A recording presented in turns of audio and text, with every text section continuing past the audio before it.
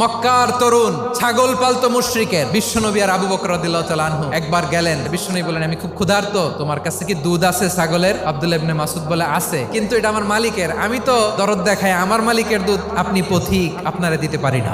বিশ্বনবী এইটা শুনেই তারা টার্গেট করে ফেলছে। বিশ্বনবী বলেন, আচ্ছা ঠিক আছে, দুধ দিও না, কিন্তু এমন ছাগি আছে কিনা যেই ছাগির সাথে কোনো ছাগলের মিলন হয় নাই, তার ওলানে দুধও আসে নাই, বাচ্চাও নাই, এরকম ছাগির থেকে যদি আমি দুধ খাই তাহলে তো সমস্যা নাই। বলতেছে, এরকম ছাগির থেকে দুধ খাইলে সমস্যা নাই, কারণ এরকম ছাগি ওলান থেকে দুধ আসবেও না। বলতেছে, ঠিক আছে, এরকম একটা ছাগি নিয়ে আসা হলো। বিশ্বনবী বিসমিল্লাহ বলে ওই ছাগির ওলানে হাত দিলেন। হাত দিতে দেরি, পুরো ওলানটা দুধে ভরে যেতে দেরি হয় না। বিশ্বনবী আর আবু বকর রাদিয়াল্লাহু তাআলা আনহু দহন করে পেট ভরে খেলেন। এই দৃশ্য আব্দুল্লাহ ইবনে মাসউদের হৃদয়ে দাগ কাটলো। এই মুজিজা দেখে তিনি বললেন, আশহাদু আল্লা ইলাহা ইল্লাল্লাহ। ওনাকে টার্গেট করে বিশ্বনবী দেখলেন এমন ইন্টেলেকচুয়াল ব্রেন, উনি সূক্ষ্ম সূক্ষ্ম জিনিস বুঝে বেশি, ফিকহি জ্ঞান ওনার মধ্যে বেশি। বিশ্বনবী ওনাকে কোরআনের জ্ঞান শিক্ষা দিতে লাগলেন।